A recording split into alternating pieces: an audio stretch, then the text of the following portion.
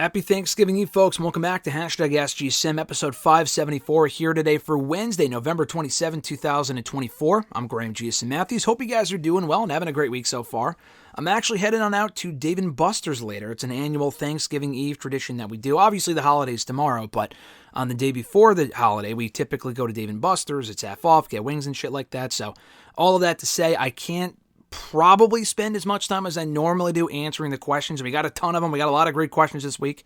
I say that, and this video will probably end up being an hour, because why the fuck wouldn't it be? I tend to ramble, so just a heads up on that front. But three quick things I do want to mention before we get going with the questions here today. Number one, the Pro Wrestling Tees Black Friday sale is underway right now over at ProWrestlingTees.com. Check out our store. It's in the link down below in the description box. You can also go to ProWrestlingTees.com/WrestleRant. It's also on the website, WrestleRant.com. Click on store. You can get one of our all-new tees, the basic WrestleRant tee, the Halloween tee. We're going to have a Christmas tee up very soon, I believe. Those will all be on sale between now and Monday, December 2nd at 1 p.m., is when the sale ends. You can buy a t-shirt for like 20% off. So support the show, support the channel. Just in time for the holiday season, I would greatly appreciate it. Head on over to ProWrestlingTees.com/WrestleRant right now to support the brand, to buy a shirt and support the brand. Number two, we are going to have the 2024 WWE AEW Year in Review Awards kicking off that same day that the sale ends on ProWrestlingTees.com. Over at WrestleRant.com, you can head over there and cast your vote in the 2024 WWE AEW Year in Review Awards. We've done it every year now for over a decade. We'll be breaking down and reviewing the results of the polls on the December 26th edition of WrestleRant Radio, all of which, like the top picks and results and whatnot, will be featured here on the channel in the excerpt section, of course, per usual, at the end of the year. But you can cast your votes in the polls starting that Monday, December 2nd, is when they should be up on the website. Number three, between now and Saturday for Survivor Series, my interview with WWE Raw superstar and one of the combatants in the Women's War Games match that night, Raquel Rodriguez, will be available here on the channel in audio form, video form. Check it out, support the channel, all that stuff is greatly appreciated. I might have the full audio version of the episode available tomorrow, if not on Friday, and that will feature the audio version of the interview before the pay-per-view on Saturday. The article version should be up over on WrestleRant.com between now and Saturday, and the video version should be up here on the channel also between now and Saturday. Again, myself talking to Raquel Rodriguez about her WWE return, teaming with Liv Morgan, Women's War Games, Survivor Series, all that other kind of stuff. So check that out starting very soon here on the channel, so stay tuned for that. Now let's get into what you guys came here for, the questions and my answers. If you want to send in a question to the show, you could do so by tweeting me on the Twitter machine at WrestleRant with the hashtag AskGSM. Find me on Facebook.com/Graham.GSM.Matthews. Drop a comment on the post I usually put up on Tuesday nights, if not on the wall itself. And last but certainly not least, drop your question down below in the comment section on this very video. I'll include your question in next week's edition. So let's get right into it here. Jordan B. from YouTube, their first question was, how would you rank all of John Cena's tag team championship partners with Shawn Michaels, Batista, The Miz, and David Otunga? If David Otunga is anywhere but at the fucking bottom, then you are doing your list wrong. David Otunga is clearly number 4. Number 1 would probably be Shawn Michaels. Number 1 for me is Batista, because that's when I first started watching wrestling, and I remember when they won the World Tag Team titles from Team Priceless. That's what they were known as at the time, Cody Rhodes and Ted DiBiase. It was a 1 week run, but I enjoyed it for what it was. I thought it was a nice surprise, and then they lost it immediately right back to DiBiase and Rhodes before SummerSlam. Number 1 would be Shawn, though. They walked into WrestleMania actually as co-World Tag Team Champions. I don't think they held the belts like physically on that show, but they were the World Tag Team Champions at the time. They may have had a couple different defenses too, if I'm not mistaken, but they were champions for at least a month or two. So Shawn Michaels is easily number 1. Batista would be 2. I'm going by like the length of which they held the belts, but actually not really, because the Miz one started and ended in the same night. Their reign was literally like fucking 20 minutes. The Miz one I thought was cool because it kind of came off like Miz was a babyface for a change, and then he immediately turned on Cena, and it was all like one giant waste of time. But I thought that was, it was something different, I guess. So I liked the Cena-Miz thing for as long as that lasted, and that was 20 seconds. And Otunga sucked. He always did suck. They lost the belts in like a fucking day to two other Nexus members in Slater and Gabriel. So there was that. But yeah, I would go Shawn first, Batista second, Miz third, and Otunga fourth, in the ranking in which you ranked them as well, in the ranking in the order in which you listed them. Your second question. In an old interview, Xavier Woods mentioned that instead of one single person on the cover of WWE 2K, he would have multiple WWE superstars. Do you agree with Woods, or it doesn't matter to you? I mean, it doesn't really matter to me. I've always played the games. I'm not as a diehard of a gamer as like he is and other people are. It doesn't really matter. I think he's going off of like the logic that like with the early SmackDown vs. Raw games and many of the other WWE video games, they had multiple people on the cover. Like for 07 specifically, I think it was like Batista, Cena, Torrie Wilson, maybe Triple H perhaps. It wasn't really until like what? Fucking 2013, WWE 12 maybe, that they started with like the single superstar on the cover with like CM Punk. I think 2013 was Stone Cold, or was CM Punk. CM Punk, I think, was WWE 13. I don't remember. He might have been WWE 13. I don't really remember, but that was when they had that trend of having one single superstar on the cover. Stone Cold, Brock Lesnar, CM Punk, John Cena, blah, blah, blah, blah, blah. Yeah, I mean, I think the single thing is cool, but if they want to have multiple people, like a man and a woman, I think that's fine. It doesn't really matter, but it was a big deal for a while for like this person for X, not the fucking social media platform. I'm just saying like this specific person to be on the WWE video game cover. And it hasn't really been that big of a deal in recent years, but it's still cool to see it. Like when Cody was on there with Bianca and Rhea this past year, I thought that was pretty cool. Xavier's probably saying that because he wants all of the New Day on there at one time, and that's never going to happen. But I don't really mind his way of thinking. Either way, it doesn't really matter to me, I would say. Micah does it from YouTube. Their first question was, if all three Paul Heyman guys had a match at WrestleMania for the undisputed WWE title, who would win between Brock Lesnar, CM Punk, and Roman Reigns? I mean, if Punk's got to make Roman look strong, then it would probably be Roman Reigns. But in all seriousness, selfishly, I would love to see Punk escape with the win. I feel like he would probably be the one taking the pin, though, if we're being realistic. I'm going to go Roman Reigns. I could see Brock winning. Brock has had success in Fatal 4-Ways and Triple Threats. See SummerSlam 2017, Royal Rumble 2015. He has won his fair amount of multi-man matches, 2 Royal Rumbles, Elimination Chambers, stuff like that. So, Money in the Bank ladder matches has Brock won. He's won that as well. I'd probably go still Roman Reigns, though, just because he's beaten Brock a lot. Brock's beaten him a fair amount, too, but Roman beat him 3 straight times during their most recent rivalry. And Punk has never beaten Roman Reigns one-on-one.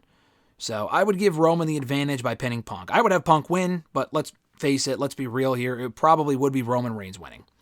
Your second question, if we actually do get a heel turn between Kofi Kingston or Xavier Woods, and one of them starts a trio called The Bad Day, who would be the other 2 guys in the group, or the new trio?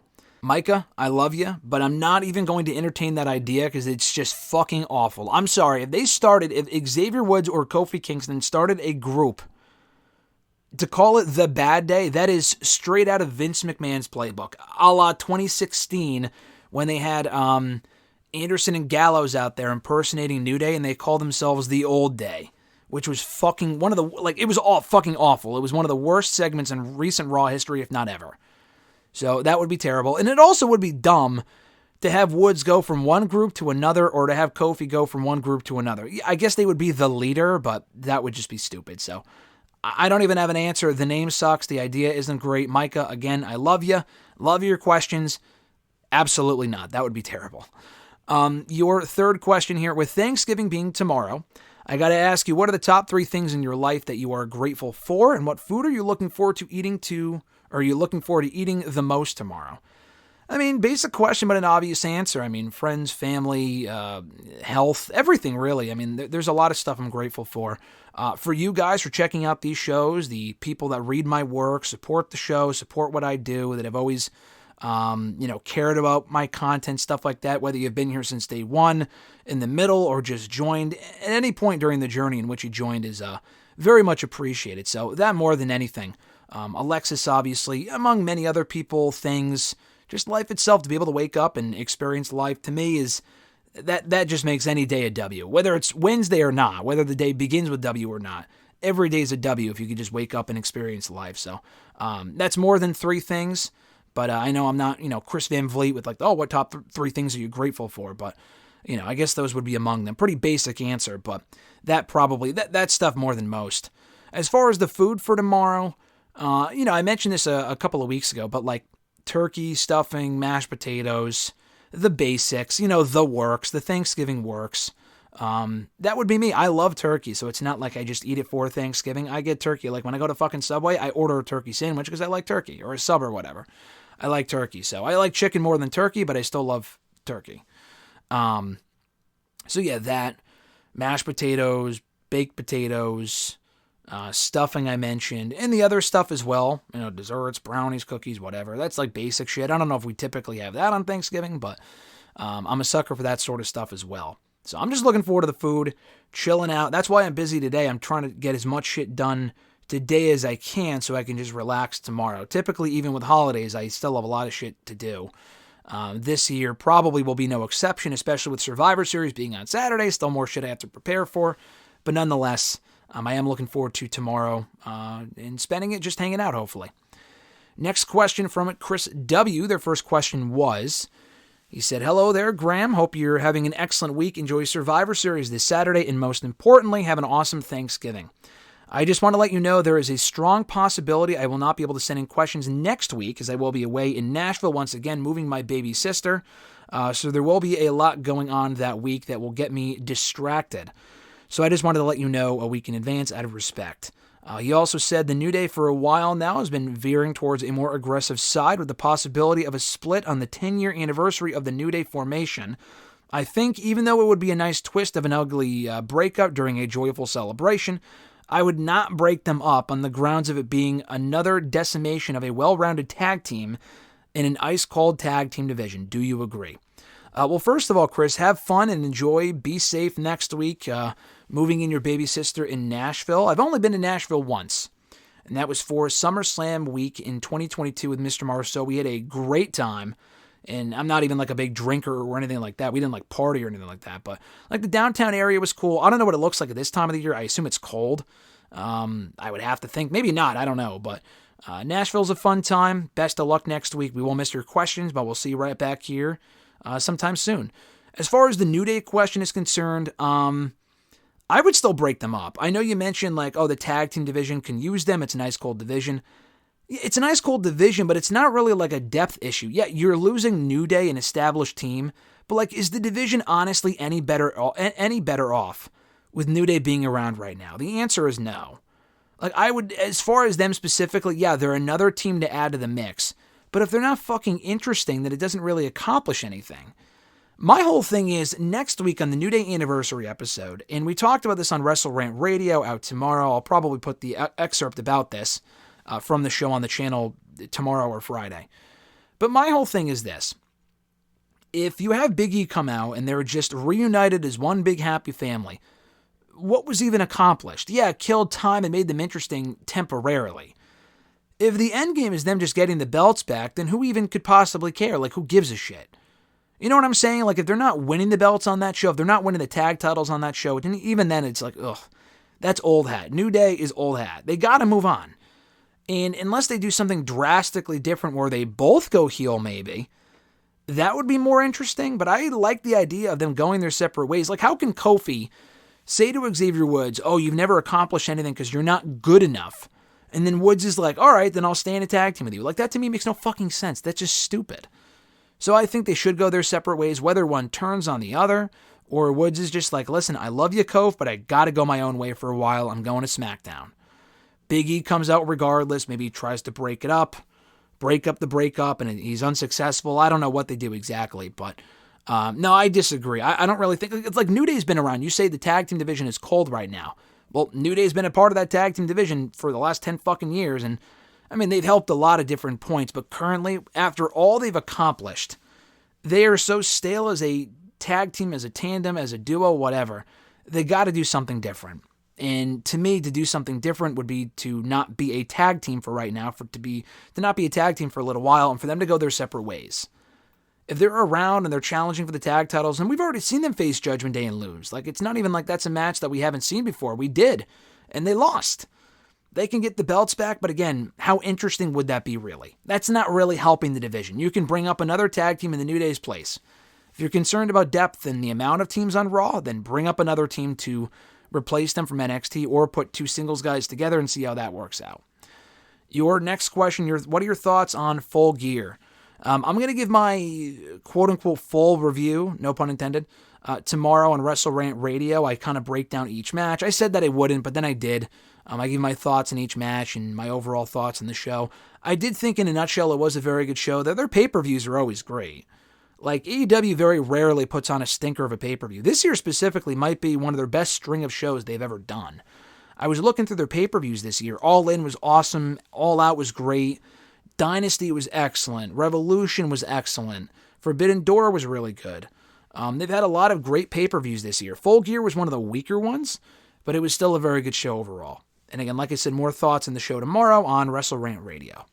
Your third question, when the Wyatt Six debuted, they shook the internet with that amazing scene of everyone basically being murdered backstage, even though it became moot the next week when Chad Gable was walking around all fine, making an impact immediately. Even though I felt the build-up with Gable to their first match got repetitive, they had a fine first outing as a team. However, this new feud with Final Testament and The Miz is polarizing to many. Myself, I don't care either way. It may help Miz get heat as a heel, but it won't help anyone in the long haul. My question is, has the Wyatt Six cooled off since their rivalry with Gable and American Made ended? I mean, yeah, objectively they have, of course, because they weren't really on TV for a while, so they had all that momentum. They had like 3 matches in the span of a month. They did their initial debut, the 6-man tag team match, and then they did Howdy and Gable, which I was there for in Providence. And then they also did the 8-person tag team match, the Street Fight on Raw. That was a lot of fun. And they won all 3 of those matches. And then they disappeared for like a month or so. And now they're feuding with Final Testament, which I like, actually. I kind of like that pairing. And the feud's gotten more interesting. The recent segments on Raw have been really good. Specifically the one a week ago or a week or 2 ago from Raw I thought was really well done. So yeah, I mean, I've been digging it for what it is. It's not like a high-profile program by any means. But, I think it's a fine way to utilize everyone involved. Is it, has it cooled them off? I mean, they've cooled off in general because they're not featured in the same way they were a few months ago. And hopefully they can kind of get that steam back and either enter the tag team ranks or Howdy can wrestle more consistently. They've only had 3 matches in the span of a month, and that's it. Like, they got to wrestle more than that, I think. And they're not going to lose their luster unless they're wrestling every single fucking week and losing all the time, like the Wyatt family was 10 or 11 years ago.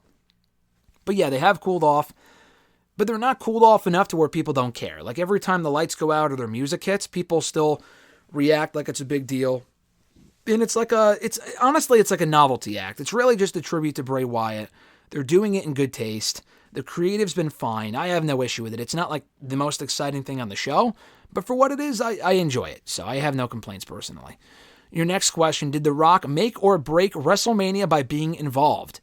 Even though his ego is beyond out of control, in front of and behind the camera, there's no denying his final boss, Rock, was just amazing.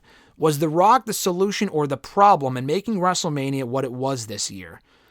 It was both. I mean, he created a problem by coming back and inserting himself into the WrestleMania main event, and then he was also the solution, or at least he claims to be, in saying, hey, I'll take a step back, I'll turn heel instead, overshadow everything that Cody and Roman were doing, mind you. But it did make the build-up more interesting. Like, if they just did Cody and Roman straight up, that would have been great, don't get me wrong. And they did not need to fuck it up. Like, if they teased fucking it up and then they went in and they stuck true to the plan, that was never the plan.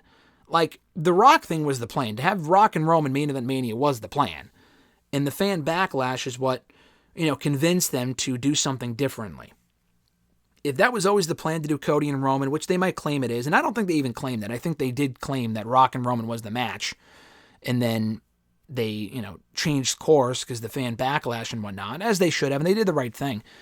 Ultimately, though, for as much of a problem as he was and the solution they came up with, he did add to the road to WrestleMania. Rock being back as a heel was great. I'm looking forward to when he's back, hopefully on a near weekly basis, heading into WrestleMania next year, I would imagine. If he is committed to it as he has claimed that he is. But, I thought The Rock's road to WrestleMania was great. He was more interesting than Roman, than Cody, than Rollins, than everyone. Rock was the most interesting one of those entire 4, and he wasn't even involved in a world title match at Mania. I mean, he got involved, but he didn't wrestle. He wrestled in the tag team match on night 1. And they made a nice, night 1, night 2 attraction out of it with the tag team match, without having stakes for night 2. Like, that was really creative, and I had my doubts, but they made it work. And it paid off in the end with Cody Rhodes overcoming the adversity of not only Roman Reigns, but also The Rock. And Cody ended up being more popular than The Rock there for a little while. So that is certainly saying something. So yeah, he was the problem, but he was also the solution. He was actually both, to answer your question. Your fourth question, why does it feel like Chad Gable is ice cold right now, despite being teamed with rising stars like the Creeds and Ivy Nile? Did WWE drop the ball with Otis and Gable following their hot storyline in the summer? Yes to both. I mean, I don't know if Chad Gable's ice cold, and you could say that's totally justified to say that. I like the American-made group. They don't win a whole lot of matches. They won on Monday. Step in the right direction. Chad Gable, though, my biggest issue with him, he had a lot of heat. Coming off that heel turn in the spring on Sami Zayn and him dumping Alpha Academy, that whole thing, he never really, they ended up beating Alpha Academy. They never did Chad and Otis, though. Like, they did 6-mans. They may have done a 6-man, I believe. I think they did 6-mans, and they did fucking tag team matches, and I think Alpha lost every single time, and Chad Gable's team won for, an undercard feud. But I don't think they ever did Gable and Otis. And they went back to it recently, and what is that, the fucking Mania match? I don't think so. So, any interest there completely dissipated. Otis had something again organically, and they just flushed it down the toilet. If they go back to it, it will mean a lot less than it would have 4, 5, 6 months ago. As far as Gable being ice cold, the biggest issue they made with Gable was not putting the Intercontinental Championship on him back over the summer. He got so many really, he should have won the championship at Mania. You could have given him the belt at Mania, he could have been the one to beat Gunther. And then maybe Sami Zayn beats Gable for the belt. Do a Christian Orton thing. And I don't know if people would have turned on Sami. People were already not really overly fond of Sami being the one to beat Gunther. Alexis being one of them. But I didn't really mind. And it should have been Gable. But the Sami thing was okay, I get that too. I understand it. They could have had Gable win the belt and then pulled an Orton Christian where Sami beats Gable for the belt and Gable goes heel. I mean, Christian, to be fair in the end, was already established. Gable's not established in the same way that Christian was back in 2011. But at least he would have gotten a title run out of it. Christian got 2 title runs out of it. Very brief, but he did win the belt twice. Gable hasn't won it once. He just lost every single match. He even beat Orton once, albeit by DQ, but he did beat Orton once, and he won the world title to begin with. Gable did not win fucking anything. The only matches he won were on Raw and never on pay-per-view. Anything ever important. And then he lost a feud to the Wyatt Six as well. So, that's why he's in the state that he is. I'm looking forward to Rey Mysterio. I'm looking forward to Rey and Chad having a one-on-one match. That should be very good when we get it. But, he could have been a mid-card champion by now. They could have capitalized on the heat that he had instead of using him as a pawn to keep Sami Zayn busy before he dropped the belt to Braun Breaker.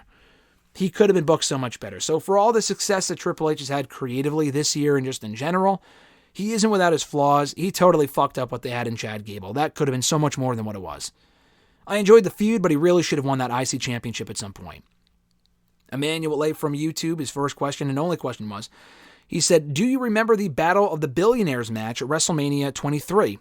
This is a big trivia dump, but believe it or not, I recently learned that the original plan for it was actually Hulk Hogan versus Big Show instead of Bobby Lashley versus Umaga.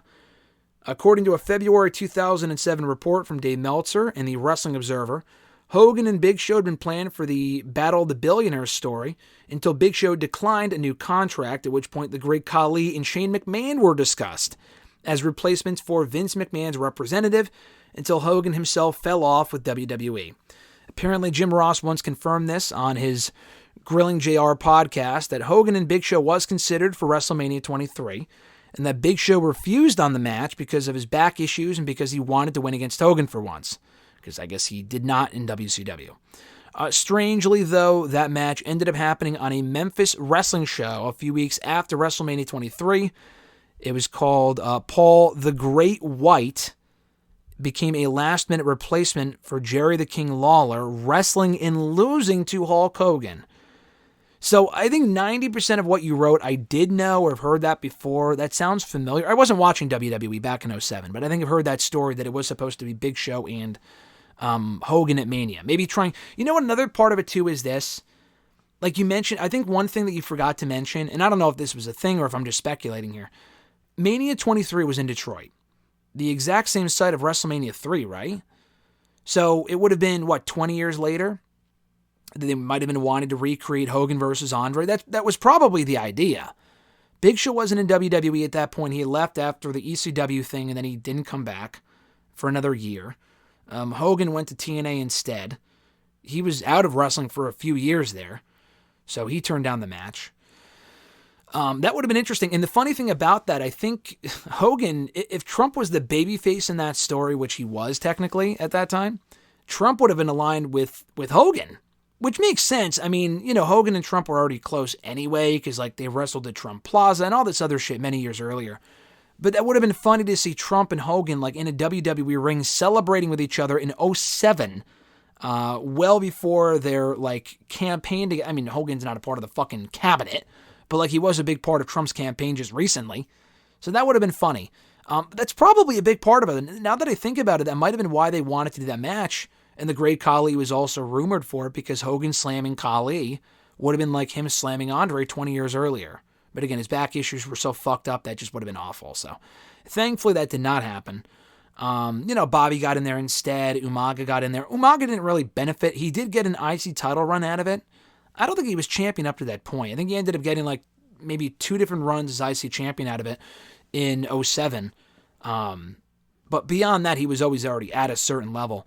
Bobby did benefit from that, though. Bobby was the ECW champion at the time. He ended up leaving later that year, but, he ended up getting drafted to Raw, working with Vince, winning the ECW championship back, working with John Cena for the WWE title, and the main event of a pay-per-view. So he did benefit big time from that spot, and thankfully they went in that direction instead. It was a much better match. The only thing about all of what you mentioned that I probably did not know was that Big Show and Hogan had a match anyway, a couple of weeks removed from Mania 23. That I did not know. That sounds fucking terrible. Paul the Great White, or Wright. You wrote Wright. Isn't his name Paul White, though? Did they just spell it right? The Great Wright? I don't know.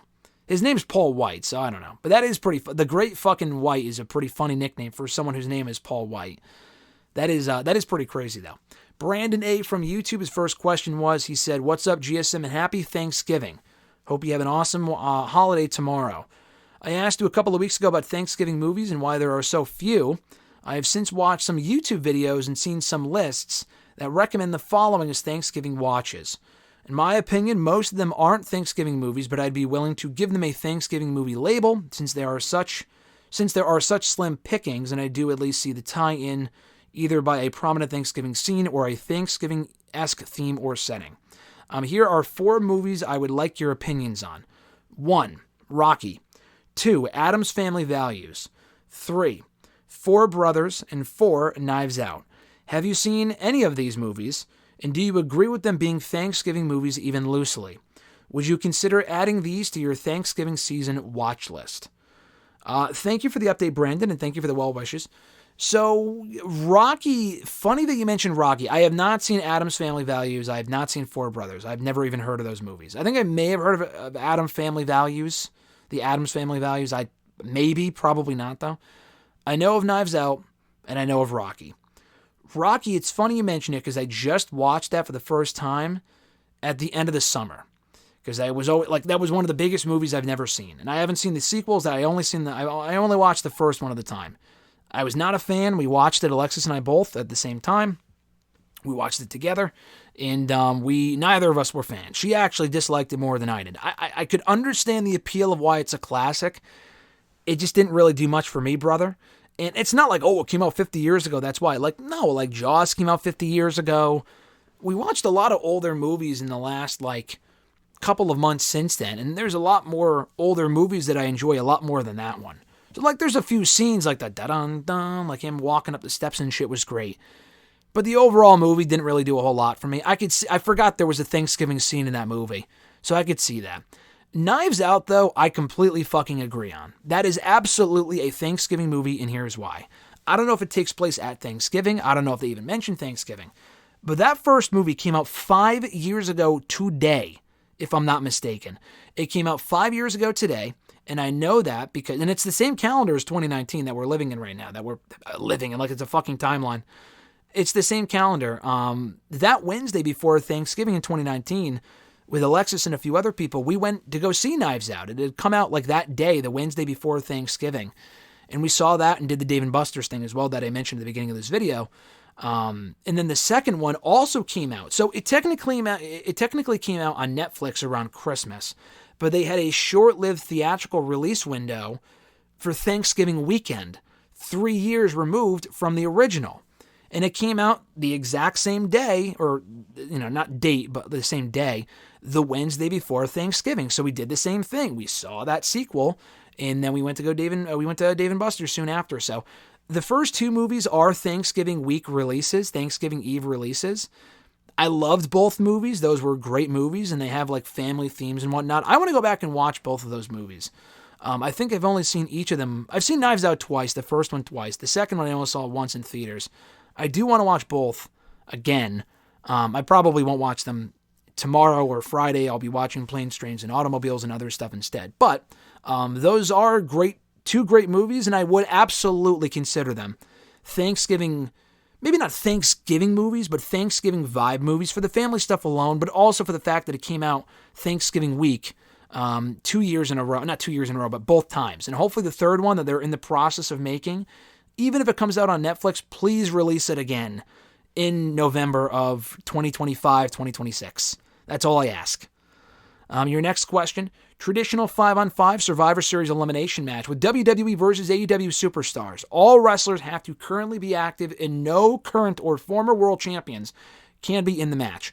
Just to clarify, someone like Bobby Lashley could be in the match because he has never been AEW world champion. Book one for the men and one for the women. Go. That's a great question. We get a lot of fantasy Survivor Series elimination matches questions. We've got a lot of those over the years. This is the first one of its kind where you have certain stipulations that make sense. Because obviously I would choose Cody Rhodes, Roman Reigns, Seth Rollins, stuff like that, which I have in the past. I'm sure we've done a question like that, and that has been my answer. But you're specifically telling me I can't use people that have won a world championship in the promotion they're currently a part of. But so here, two things you didn't completely clarify, although I'm just going to assume here. I'm assuming for the women, when you say world championship, you're talking like the WWE Women's Championship or the Raw or SmackDown Women's Championship or the Women's World Championship. And then in AEW, I assume you're talking the AEW Women's World Championship and the TBS Championship. Like Mercedes Moné is the TBS champion. She's never been the AEW Women's World Champion. But are the TBS titles on the same way? I mean, I guess the main women's titles, like their main championship, but the TBS championship is treated like an equal. So I would say that's probably a world title. So I did not put Mercedes Moné on the team for AEW for that reason. Another thing, also for the women, this only applies to Athena, but I'm not going to count the Ring of Honor Women's World Championship as a world title. I mean, it is. But Athena is technically a part of the AEW roster. She is the women's world champion in Ring of Honor. But we're not talking about Ring of Honor. We're talking about AEW. And Deonna Purrazzo, who's also in that team, is a former Ring of Honor women's world champion. Again, they haven't won world titles in AEW. Athena technically has because she's a part of the AEW roster when she won that. But we're not, again, you didn't mention Ring of Honor, so I'm going to put Athena on the team and Purrazzo on the team. And honestly, if I didn't, it would be slim pickings anyway. So for the women, here's my team. Deonna Purrazzo, Athena, Anna Jay, Saraya, and Ruby Soho. Funnily enough, 4 of those women were previously in WWE. Purrazzo was never on the main roster. She had a couple of one-offs on the main roster, but she never wrestled as a member of the main roster. She was in NXT, though. And Purrazzo, or Athena's a former NXT Women's Champion. Saraya was. Soho challenged for the belt. Purrazzo was also in NXT. So a lot of NXT love there from AEW. But those are all women that have not won singles belts in AEW, if we're not counting Ring of Honor. So that's my team for AEW. My team for WWE, again, it was slim pickings because a lot of the women that I would have picked have been a WWE Women's Champion or a Women's World Champion, Raw Women's Champion, SmackDown Women's Champion.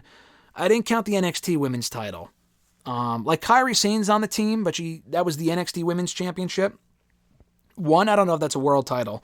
And 2, she's not on NXT anymore. So I didn't pick anyone from NXT anyway for either the men's or the women's. But for the WWE women's team, I picked Kairi Sane, Dakota Kai, Tiffany Stratton, Lyra Valkyria, and Jade Cargill. Again, if we counted the NXT Women's Championship, if you were to count the Ring of Honor World Championship, it would be, again, slim fucking pickings. Because then that way I would have to get rid of Kairi Sane, I would have to get rid of Tiffany Stratton, and I would have to get rid of Lyra Valkyria. But I think that's a pretty decent matchup as it is. For the WWE and AEW teams for the men, so this is what I came up with. For WWE, I picked Braun Breaker. Again, I'm not counting the NXT Championships. Braun Breaker, Jey Uso, LA Knight, Jacob Fatu, and Sami Zayn. If we counted the NXT title, I'd have to get rid of Zayn and Breaker, but if we're not, they're on the team. And I don't know who I'd replace them with because, again, there's not a whole lot of exciting options to choose from. For AEW, and they would probably win this match, I would pick Okada because he has not won the AEW World Championship, just the New Japan World title. Same thing with Will Ospreay. He's a former New Japan champion, not an AEW World champion. So Ospreay, Okada, Adam Cole, Adam Copeland, Edge, and Eddie Kingston. I think the AEW team has the edge in that one. I think the WWE team has the edge in the women's one, but I think those are two good matches, so a great question there. Your third question, fall is my favorite season. I know you and I stay in places with a similar climate. I absolutely love the summertime, and I enjoy winter during Christmas season only, but fall still takes the cake for me. It is the season of perfect weather, in my opinion, gorgeous scenery with all the fall foliage, Thanksgiving, fall sports, soups, and comfort food, bonfires, hay rides, apple cider, my local metro parks, hiking spree, and Halloween candy being readily available at work. He put in parentheses, I personally don't care about Halloween that much. Ooh, Brandon, we're going to have an issue. Halloween's my favorite holiday. But he says, but I do enjoy trick-or-treating with my nieces and nephews in the Fright Fests at amusement parks. He then said, how do you feel about the fall? And what are your favorite things about it that I have not mentioned? Is it your favorite season overall? Lastly, is there a place that is the go-to spot for you to see and experience during your favorite fall, to experience your favorite fall scenery? Take care. I love questions like this. This has absolutely nothing to do with like anything like wrestling, movies, anything. But I just love random questions like this because I could go on for like a fucking, a 2-hour rant about it. Is fall my favorite season? I'm going to say no, it's not. You are right. We both have grown up and live in similar climates. And I believe you're in Cleveland, right, Brandon? I know I met you in Cleveland for SummerSlam. I think you're from that area. And obviously I'm from the Northeast. The Northeast is just so fucking unpredictable. Like, you can honestly the fall is beautiful. I think the fall is very underrated.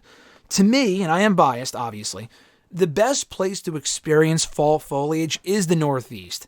Mass, like New Hampshire area specifically, Connecticut too. A lot of great fall foliage in those states. A lot of great fall foliage to experience. New York, not so much. Rhode Island, not so much. But Connecticut, Mass, New Hampshire, Maine, probably. All great spots for great fall scenery. So it's one of my favorite seasons for that. I mean, I say one of, there's only 4. Winter used to be my number one because as a middle schooler, for some reason, I was weird and I love like the nighttime, and I still do, but like the winter was my favorite holiday. I still love the rain. The rain has always been my favorite type of weather. I still love the rain. As long as I'm not driving in it and it's not a fucking monsoon and it's not cutting my power out, I love the rain. But as far as the seasons go, winter is obviously number 4 for me. I would never, I love the Northeast. I'm not saying I hate winter so much. I want to move to fucking Florida so I can escape it. I love the Christmas vibes with it being cold and stuff, like you said. You wouldn't have that in most other states down south, on the West Coast, like California and shit like that. I love the snow. The problem is that in the last couple of years specifically, it has always snowed after fucking Christmas. We get the winter vibe after Christmas. It sucks. Can we move Christmas to January? Can we say, hey, Jesus Christ, can you have your birthday in January? I don't know. Probably not. I like winter for the Christmas season, like you said. January always sucks. February, the snow is unpredictable. It still snows well into March. Even occasionally in April. April for Mania. Anyone that went to Mania like I did this year can attest to this. It was fucking cold on night 1. I was wearing a long jacket on night 1. Most of the week when I was in Philly, it was cold. It was the same thing in the New Jersey, New York Mania 5 years ago. It was the same sort of scene where it was fucking cold for most of the week because we live in the Northeast. But yeah, the winter's number 4. Fall might be 3 just because it's just so short-lived. when you can experience all that stuff that you mentioned, like September is still hot, especially this year. Again, say what you will about, climate change, global warming, whatever. It's still pretty hot in September.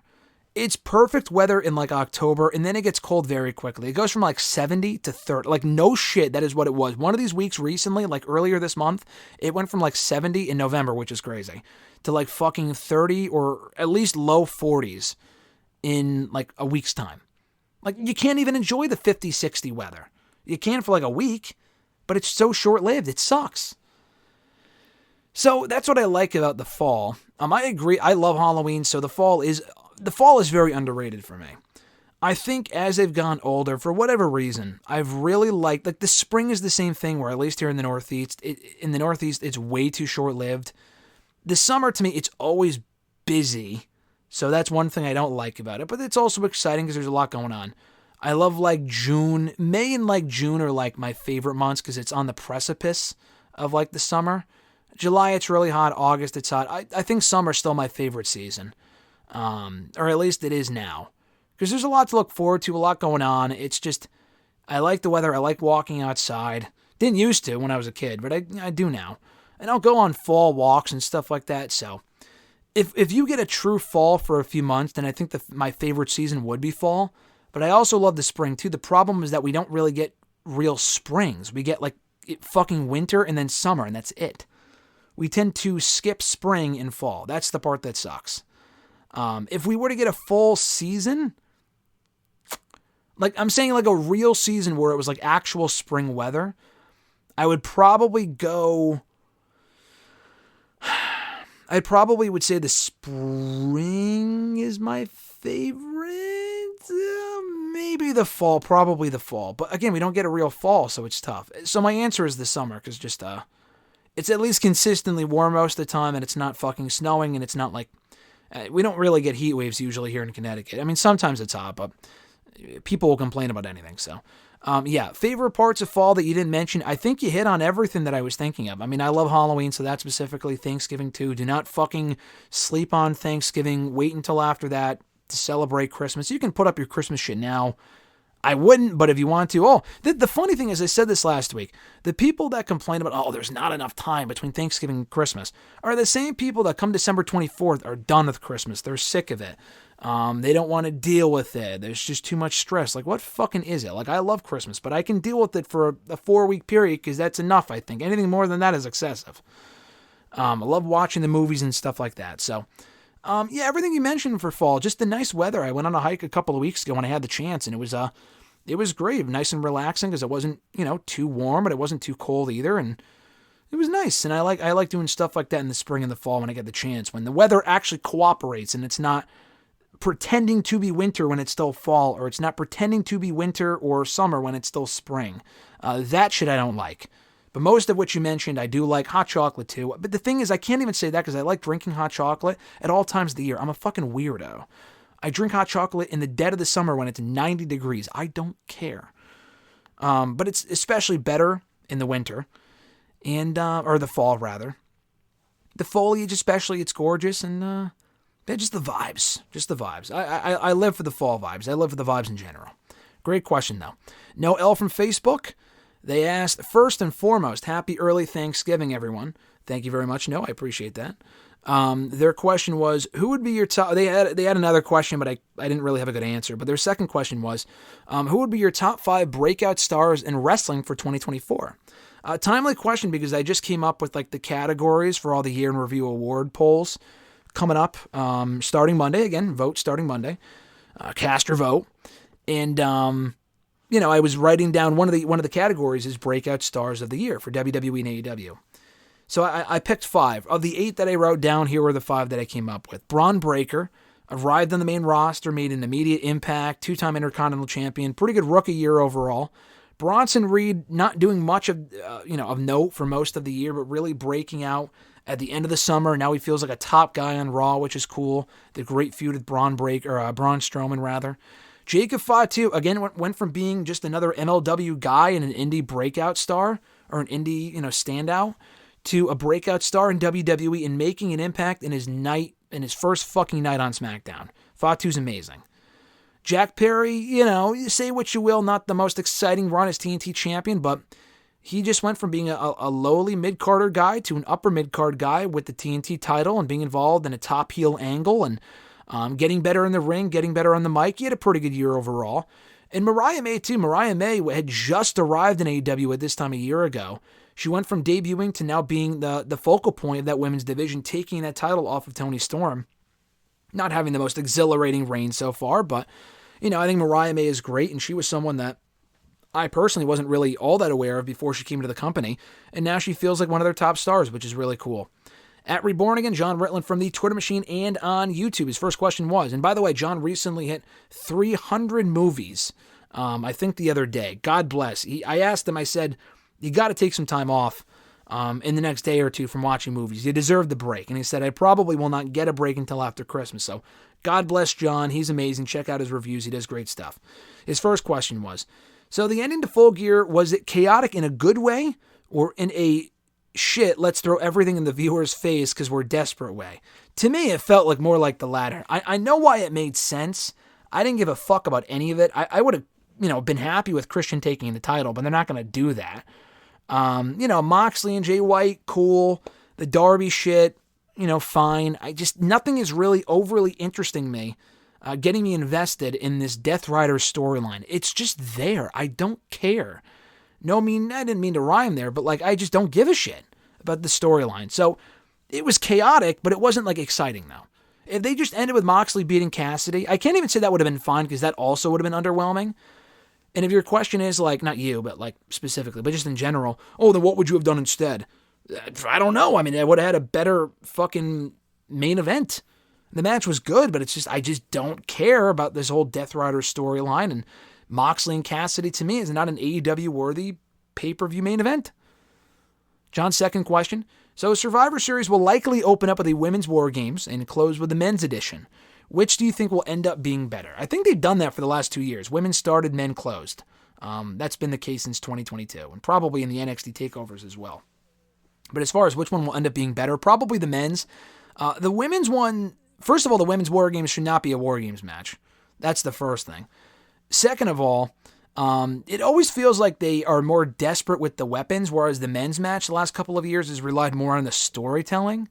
And that's really what's interesting to me. When you just throw in the garbage and shit, it's what does this even fucking mean? If you're just having a garbage match for the sake of having a garbage match, then I don't really give a shit. And that kind of feels like what the women's match is, because there's no real story, and they just kind of rely more on the hardcore shit to make the match worthwhile, and that to me isn't a real interesting match. So I'm going to say the men's will end up being better.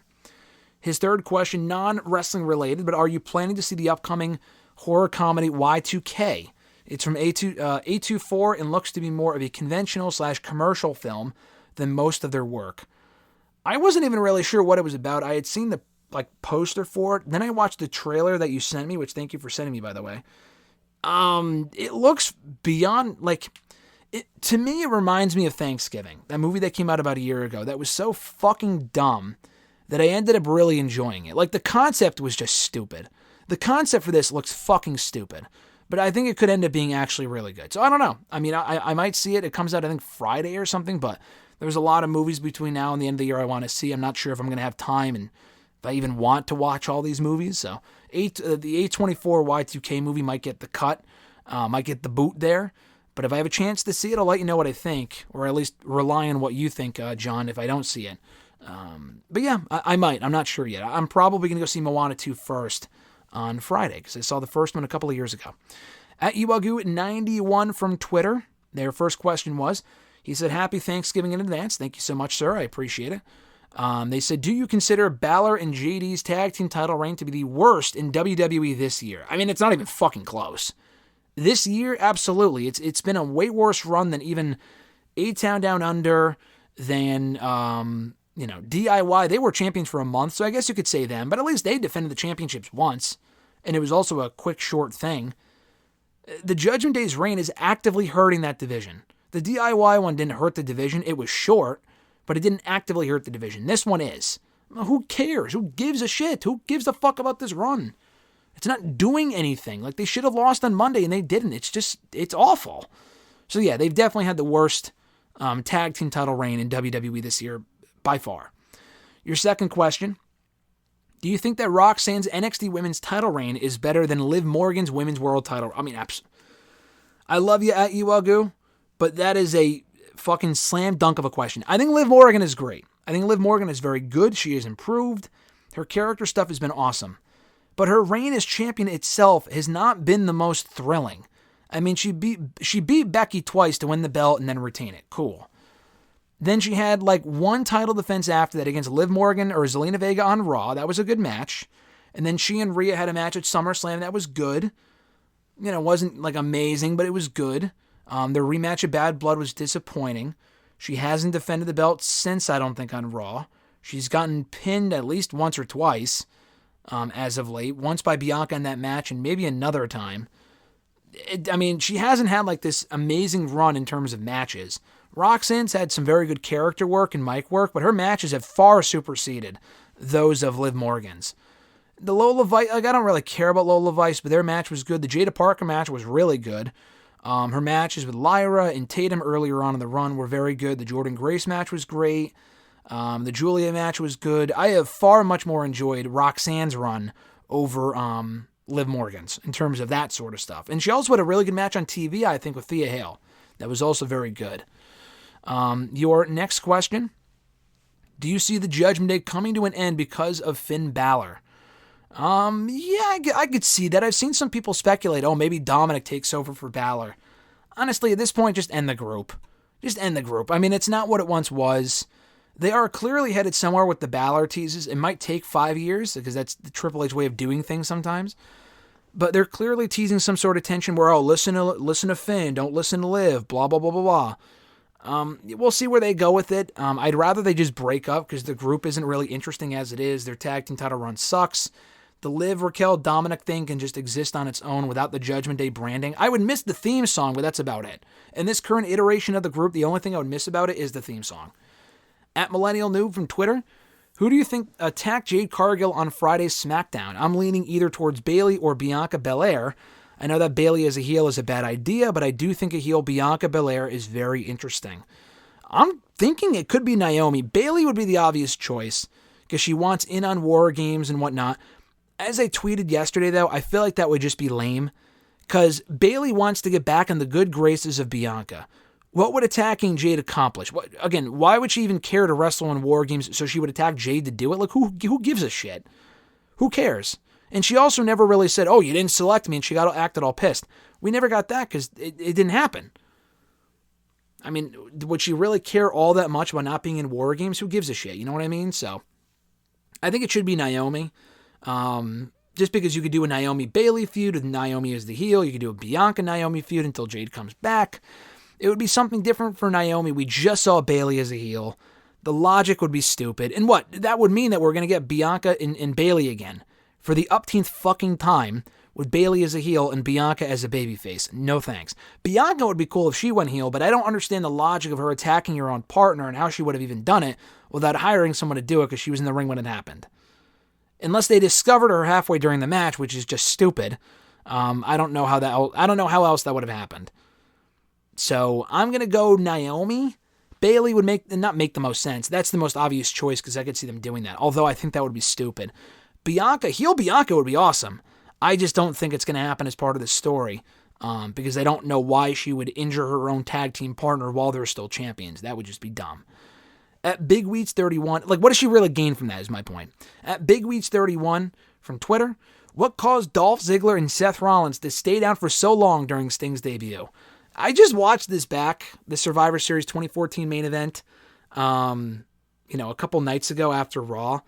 Great match and great ending, but until At the Average Grunt pointed it out, I totally forgot, Rollins got hit with a zigzag, and then Triple H, I think, attacks Dolph, puts Rollins on top of Dolph, and the whole Sting Triple H thing takes almost 10 fucking minutes.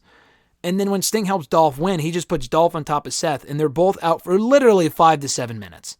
That is completely ridiculous. I honestly never really thought about that until watching it back, and I've seen the match a bunch. I don't know why that didn't bother me more until now. That is just so fucking stupid. The moment itself was great, that's probably why it didn't bother me, but it was still pretty dumb.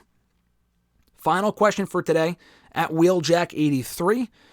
He asks, That's Jeff, of course. His question was, is AEW committing promotional malpractice by pulling AEW Starks, who's from AEW, Ricky Starks, from his indie dates when they refused to book him and then renew his contract and force him to wait at home? Yes, they are. That is so fucking dumb. The whole GCW thing is even stupid anyway. So apparently Effie, which I saw on his podcast, he took a shot at Shad Khan. That didn't make Tony Khan very happy. He lends GCW talent. They repay him by talking shit about him, or at least Effie does, he's very much, synonymous with GCW. Tony Khan then retracts Ricky Starks from their shows. Is it just Ricky they're using, though? The answer is no, like they've used Moxley and Shafir, among other people. If Tony Khan doesn't pull those people, but he pulls Ricky Starks, that is very stupid. If Tony Khan lets the other AEW wrestlers work there and not Ricky, then there's got to be something else going on here. Like, why even do the GCW thing? There's got to be another reason. And then, like you said, that was another thing that I saw from, I think, Fightful. His contract would have been up this year. They exercised the 1-year option until 2025. They exercised that option back in the spring. Why the fuck would he still be like, they exercised the option to renew him and they don't even use him and he's healthy? That makes no sense. That makes absolutely no sense. He's been sitting on the sidelines doing they don't even have him on TV losing. Like, it would be one thing if you want to bring him in and job the people. It would be annoying, but at least he's on the show. He's not even on the show. Like, they have nothing for this guy. Then just let him go. His deal expired. Let him leave. It's because they know he'd go to WWE. Well, guess what? If you don't want him to go to WWE, then fucking book him properly, and maybe he wouldn't. I don't understand that logic. That's just stupid to me. That made me so annoyed when I saw that the other day. I'm thinking, what are we fucking doing here? If that is true, and they picked up an option to renew the deal, then use the guy. If the deal is up in the spring, which is a couple months away, they just wasted 6 months of his prime years doing nothing. Makes no sense. It pisses me off so much. But on that happy note, we're going to wrap up this Thanksgiving edition of #AskGSM, or Thanksgiving Eve edition, of course, as always. If you want to send in a question to the show, you can do so by tweeting me on the Twitter machine at WrestleRant with the #AskGSM. Find me on Facebook as well, facebook.com/grams@gsm.matthews. Drop a comment on the post I usually put up on Tuesday nights, if not on the wall itself. And last but certainly not least, be sure to drop your comment/question down below in the comment section on this video. I'll include your question in next week's edition. Like I said earlier, guys, check out the Raquel Rodriguez interview coming this week/weekend to the WrestleRant YouTube channel, WrestleRant.com. In audio form, article form, video form before Survivor Series on Saturday. Be sure to vote in the 2024 WWE AEW Year in Review Awards on WrestleRant.com. Polls open on Monday. December 2nd is the current goal. If that changes, I'll update you guys, but that's the plan as of right now. And last but certainly not least, be sure to buy a shirt while it's on sale at ProWrestlingTees.com/WrestleRant. The link is also in the description box down below. Check out our all new shirts. Support the show, support the channel, and guess what? You get a cool shirt for supporting what we do here on the channel, so I would greatly appreciate it.